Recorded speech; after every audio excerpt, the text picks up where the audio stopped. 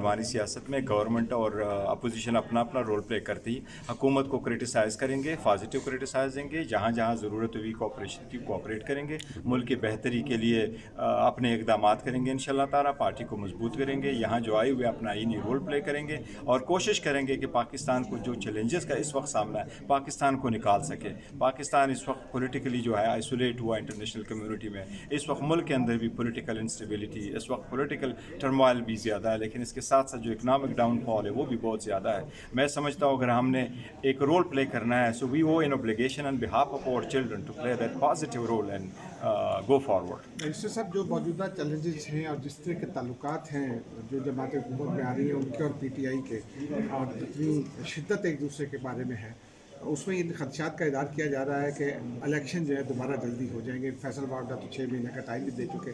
आप लोगों की कोशिश बतौर PTI MNAs